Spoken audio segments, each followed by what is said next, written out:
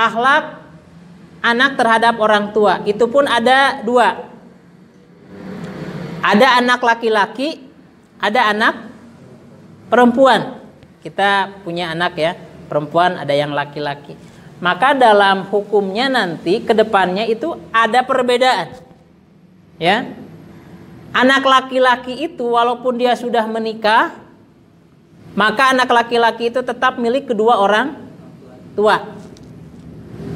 Kita sebagai laki-laki, maka kita tetap milik kedua orang tua kita. Beda dengan seorang anak perempuan. Sebelum menikah milik kedua orang tua, hak kedua orang tua. Tapi setelah menikah berpindah haknya menjadi hak seorang suami. Mari kita lihat ya beberapa contoh.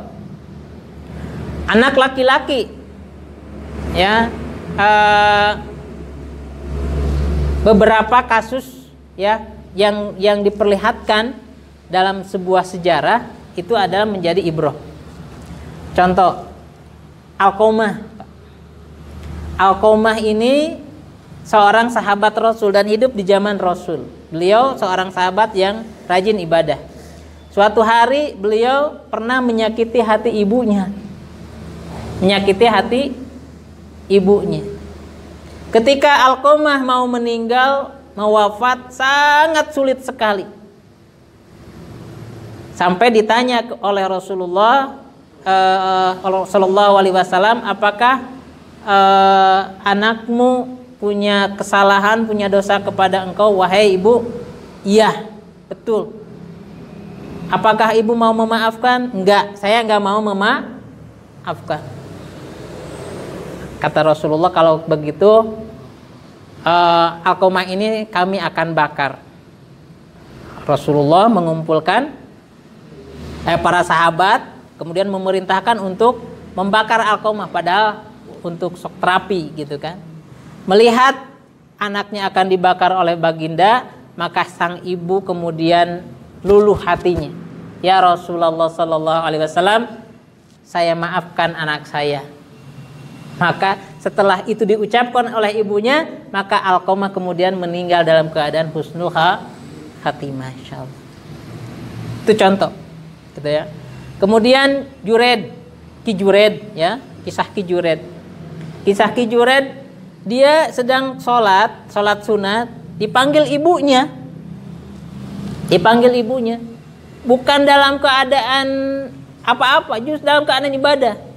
Tapi dalam keadaan sholat, dipanggil ibunya tidak menyahut gitu. Ibunya merasa sakit hati, tersinggung.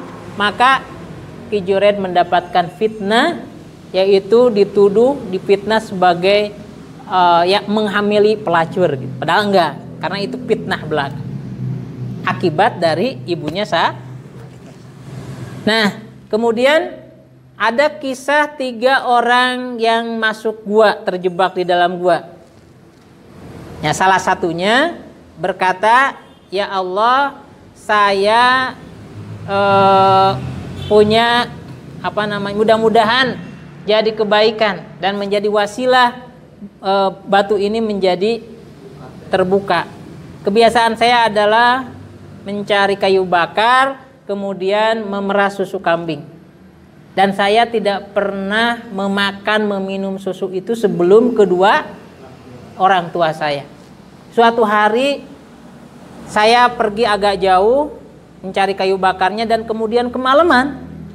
Pas datang ke rumah, ibu dan bapak saya sudah tidur.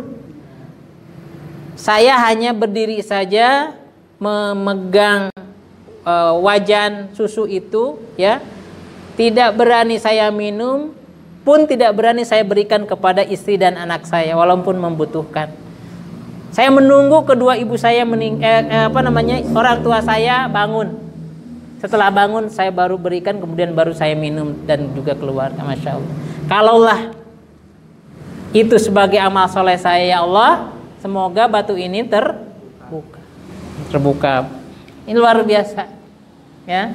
Itu sekian kasus dan masih banyak yang lain.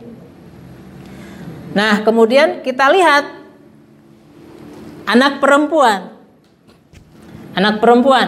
Jadi kalau kita punya anak perempuan, jangan merasa sakit ketika anak itu kurang hormat kepada kita.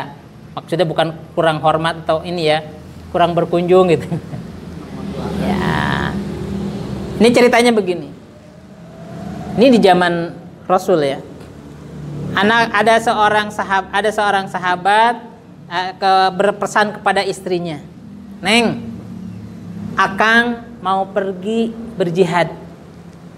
Sebelum Akang pulang, mohon atau tolong Neng jangan pergi kemana-mana." Pesannya begitu, jangan pergi kemana-mana. Pergi suaminya, Pak. Nah, di tengah-tengah suaminya pergi, ada utusan dari ibunya memberitahu bahwa sang ibu sakit. "Neng, ibu sakit, minta ditengok." Kata anak perempuan tadi, kata sang istri yang tinggalkan suami tadi, "Bapak, bukannya saya tidak ingin menjenguk ibu, bukannya saya tidak rindu sama ibu, tapi suami saya sedang tidak ada dan dia berpesan supaya saya tidak pergi kemana-mana. Tolong sampaikan salam saya kepada ibu." "Ya baik Neng, pulang, sampaikan." Kemudian datang lagi. Datang yang kedua ini memberitahu ibunya meninggal. "Neng, ibu tunah meninggal. Duh Bapak, innalillahi wa inna ilaihi raji'un." Nangis. "Saya ingin melayat ibu, bertemu ibu. Tapi bagaimana dengan amanat suami saya? Saya tidak bisa pergi keluar, tidak bisa datang ke sana karena suami saya berpesan." Masya Allah. Kira-kira ada apa yang begitu sekarang? Dilaporkan kepada Rasulullah, diadukan kepada Rasulullah. "Ya Rasulullah, ada seorang perempuan dikasih tahu ibunya sakit, dia nggak mau datang. Alasannya suaminya melarang kemana-mana. Sampai kemudian ibunya meninggal, dikasih tahu, kemudian dia pun tidak mau datang." Bagaimana jawaban Rasulullah Sallallahu Alaihi Wasallam? Tidak mengatakan anak itu durhaka, enggak.